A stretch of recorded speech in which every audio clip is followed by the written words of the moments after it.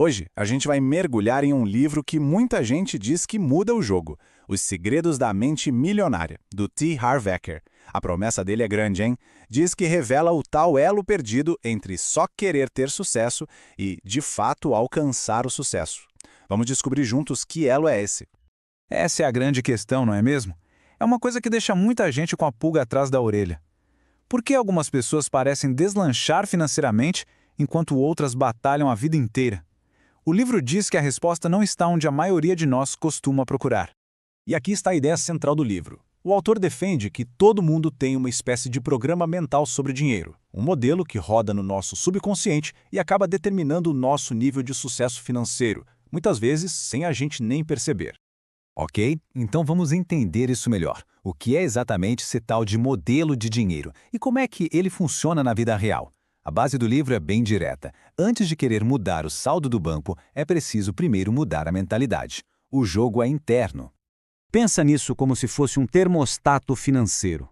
Se o termostato interno de alguém está ajustado, vamos dizer, para 25 mil por ano, e essa pessoa de repente ganha 50 mil, é muito provável que o subconsciente dela dê um jeito de se livrar desse dinheiro extra para voltar à zona de conforto. E o contrário também é verdade. Se o termostato está programado para 100 mil e a pessoa está ganhando 50, a mente dela vai trabalhar sem parar para chegar naquele nível. É fascinante. E o Eker organiza essa ideia do que ele chama de processo de manifestação. É uma sequência bem lógica. Os pensamentos que temos sobre dinheiro geram certos sentimentos. Esses sentimentos nos levam a tomar certas ações. E são essas ações que produzem os resultados na nossa vida. É uma cadeia de causa e efeito, bem clara. E essa analogia da árvore é simplesmente perfeita para ilustrar a ideia. Tentar mudar os resultados financeiros, que são os frutos, sem antes mexer na programação interna, que são as raízes, bom, é um esforço que não leva a lugar nenhum. O trabalho de verdade acontece no nível que a gente não vê, nas nossas crenças. Mas de onde vem essa programação toda? O Eker aponta para 3 fontes principais, todas lá da nossa infância. Primeiro, o que a gente ouvia. Sabe aquelas frases, dinheiro é a raiz de todo mal, ou ricos são todos desonestos? Segundo, os exemplos que a gente via. Como nossos pais ou responsáveis lidavam com dinheiro? Eram gastadores? Eram super econômicos? E terceiro, os episódios específicos. Alguma experiência forte emocional que tivemos com dinheiro e que ficou marcada. Tudo isso foi moldando o nosso modelo atual. Certo, o problema está entendido. Mas e a solução prática? Aí é que entram os 17 arquivos de riqueza. São basicamente 17 formas de pensar que são comuns em pessoas ricas e que a gente pode usar para literalmente instalar um novo problema na nossa mente. O primeiro arquivo já é um soco no estômago. É sobre responsabilidade. Quem tem uma mentalidade de riqueza assume o controle da própria vida financeira. Abandona o hábito de culpar os outros, de dar desculpas ou de reclamar. É sair do papel de vítima e assumir o de protagonista. Aqui o papo é sobre escala. O autor fala da lei dos rendimentos, que diz o seguinte: a remuneração que alguém recebe é proporcional ao valor que essa pessoa entrega para o mercado. Pensar pequeno limita o alcance e, por consequência, o retorno financeiro. Pensar grande é buscar ajudar e impactar a vida do maior número de pessoas possível. Olha que diferença de perspectiva. Onde alguns só conseguem ver risco e problema, outros enxergam um potencial de crescimento e recompensa. A mentalidade rica adota um princípio que o livro chama de preparar fogo apontar. Ou seja, a pessoa entra em ação mesmo sem ter 100% de certeza e vai corrigindo a rota no meio do caminho. Esse ponto aqui é crucial.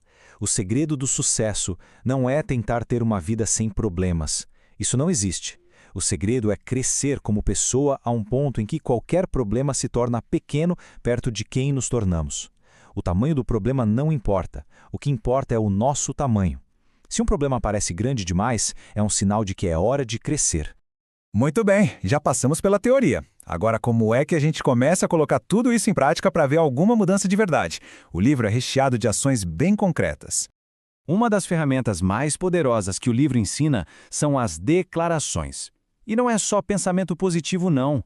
Uma declaração é uma afirmação feita com energia, em voz alta. Ela carrega uma vibração que envia uma mensagem poderosa tanto para o universo quanto para o nosso próprio subconsciente. É um exercício prático para reprogramar a mente. E aqui tem mais alguns exemplos práticos do que o livro chama de ações da mente milionária. Por exemplo, em vez de sentir inveja quando vê alguém bem-sucedido, abençoe esse sucesso. Leia sobre a vida de quem já chegou onde se quer chegar. Entenda que a zona de conforto é o lugar onde os sonhos morrem. E talvez o mais importante de tudo, nunca, nunca pare de aprender. Agora, essa aqui talvez seja a maior virada de chave do livro inteiro. A maioria das pessoas pensa assim: quando eu tiver muito dinheiro, aí vou poder fazer o que eu gosto e então eu vou ser feliz. A mentalidade rica inverte completamente essa lógica. Eu preciso primeiro ser uma pessoa de sucesso por dentro, para então fazer o que pessoas de sucesso fazem, para aí sim ter a riqueza como resultado.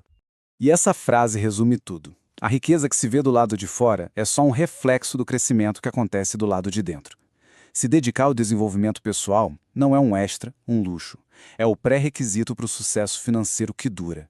O nosso negócio, a nossa carreira, só crescem até o limite do nosso próprio crescimento. E com essa pergunta final, que fica para reflexão, a gente fecha essa análise. A grande proposta do Eker é que a partir do momento em que a gente toma consciência do nosso programa atual, a gente ganha o poder de escolher reescrevê-lo, arquivo por arquivo, e assim construir um futuro de mais prosperidade. A escolha, segundo ele, está em nossas mãos.